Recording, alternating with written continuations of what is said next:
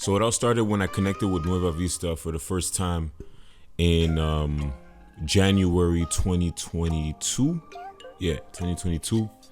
I was looking for production and I got connected with him and we just didn't hesitate. We just got into the studio ASAP.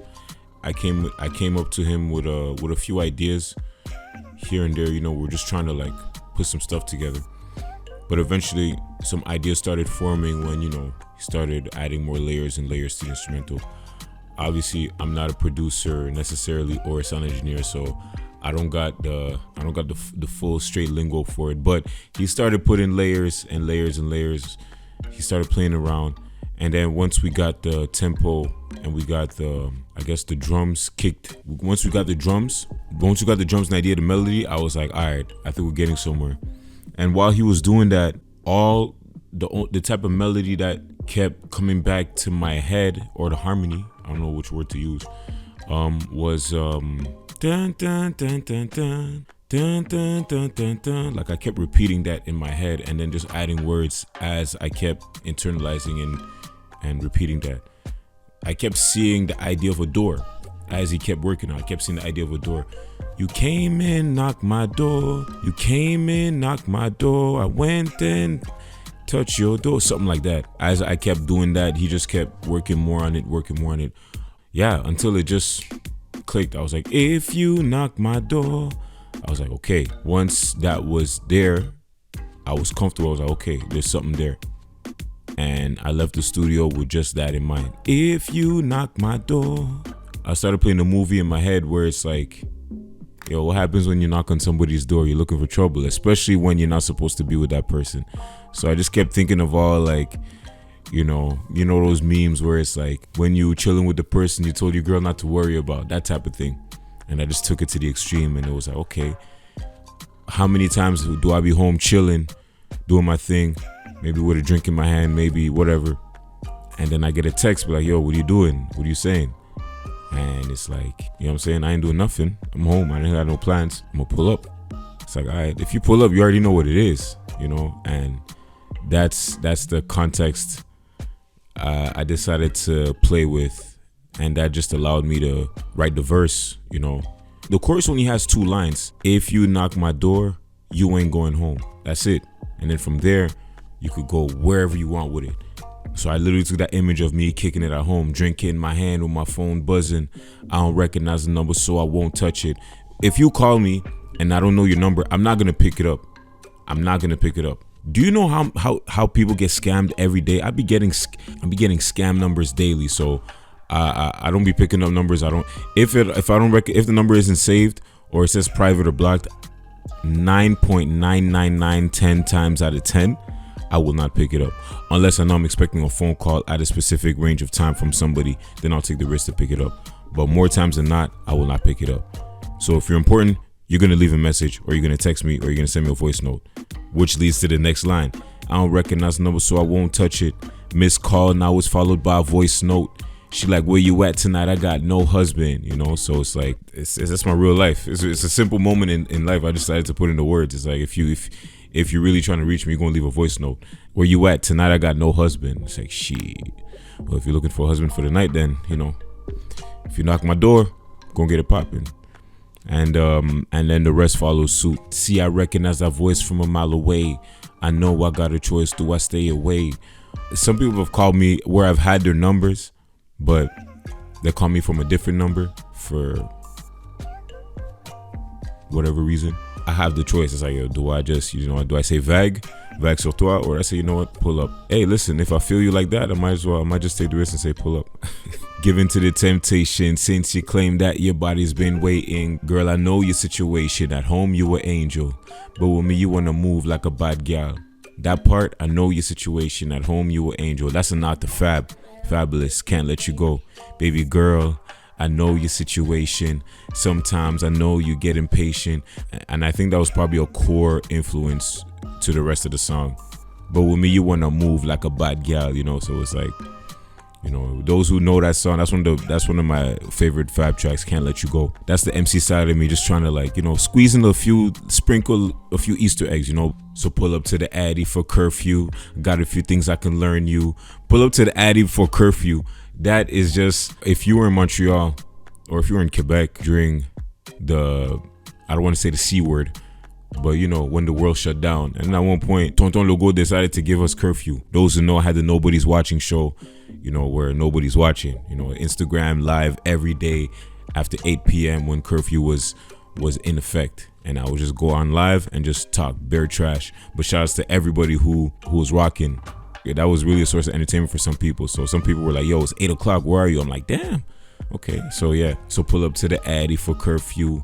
Got a few things I can learn you. Got me mesmerized by your this ting. I mean, you got me hypnotized by your this ting. That was actually a hook I had in mind for another song called This Ting. You got me mesmerized by your this ting. I mean, of course, I fantasize of your this ting. I mean, you got me hypnotized by your this ting. So, you know, sometimes you have ideas that lead you to future ideas. When you sculpt and get better at those new ideas and then you're fleshing things out, you can go back to your old ideas, and that's when you have a better idea. And that's basically what happened with the end of verse 1. Well, the end of the verse is basically the distinct part. Like I said, when I wrote it initially, I thought it would be a hook for another song, but it didn't end up being that. It ended up going well to the hook, which is a very simple hook. So I think it was a very good transition on my part. Shout outs to me, swag. And yeah, we get into the chorus and we get into verse 2, which is like, we take a little twist and turn with it. If you wasn't feeling it at that point of the song, this is when you're gonna be like, oh shit, like what's going on here, you know, because I go full Spanish tags on them, you know. For those who don't know, I genuinely just love the language. I started teaching myself how to speak it for real in 2017, thanks to Netflix and Duolingo. Cut the check. And obviously with my friends, some of my friends who are Latino speakers, you know, they helped along the way. You know, the running joke is I need to get a Latina girlfriend to get better at it, especially when I just started. You know, I remember this is my restaurant days. I was serving this lady who I knew I think she was from El Salvador or Colombia, I don't remember. But she's Latina, and she was like, I was trying to serve her in Spanish and she appreciated it. And then she's like, oh, ¿tú tienes novia? I'm like, no, I don't have, no tengo novia. She's like, necesitas una novia para ayudarte a hablar español, or something like that.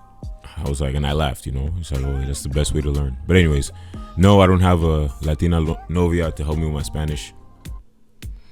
I'm just holding it down. But yeah, no, I wanted to really get out my comfort zone with the song. And you know, in the past, I've written bars in Spanish in the past. Foolish Money, there's a bit of Spanish in there.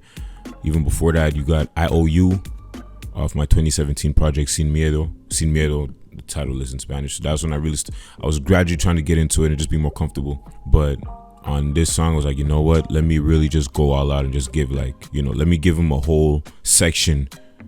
And I did that. And I'm glad that, you know, one thing I was really adamant about was making sure I wasn't faking the funk. I didn't want to sound like, you know, some people that don't speak a certain language, even though they learn how to speak it.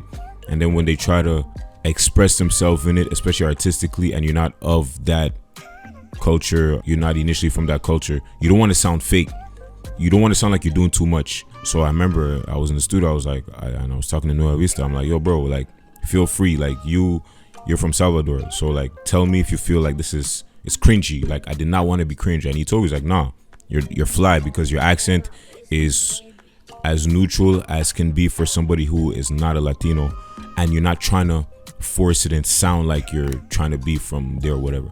I was like, okay, bless. So, and everybody who's heard it so far, they you know, it's I haven't gotten a negative or a type of comment where it's like, yo, what are you doing? And I was like, no, everybody appreciated it. Actually, they appreciated the attempt. You know, I got a lot of love for just the attempt. And I remember I performed this in Mexico, and this is in Mexico. It was my first time in a Spanish speaking country. Performed it in Mexico in the club, and everybody was like, oh shit, what's going on? You know what I'm saying? So that was a big, you know, that was like a big salute, you know, just to be able to get people to appreciate that. And then people were fucking with the song more. So I'm glad I gave him that. If you want more Spanish takes, put in the comments, we want more Spanish takes. And, you know, obviously, I'm not going to hold down the fort alone. I'll be down to work with other Latino producers or Latino artists, whatever it is, you know what I'm saying? So we'll see what goes down the pipeline.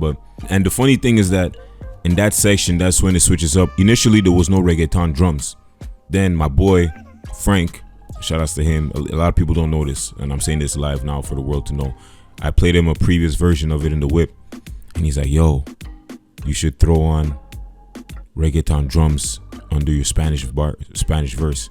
And I was like, yo, you know what? That might be a good idea. And then I went back to the studio, told Nueva Vista, I'm like, yo, let's throw some reggaeton drums on it, even if it's classic reggaeton, whatever. So he looked and it worked. Like it fit, like it was meant to be.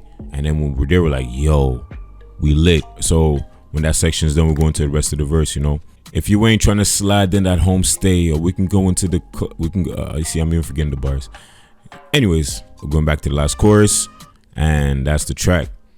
I'm glad that Marion Brunel was able to jump on it just to add her feminine touch, if you will, you know, especially her being somebody who's spent a lot of time in Cuba and everything. So she felt the vibe already from jump, and she was able to come in the booth, lay her vocals, and there we go, served it up and wrapped it for y'all to listen to. So I want to give a shout outs to myself for coming up with the song the way I did. I want to give a shout outs to Nueva Vista.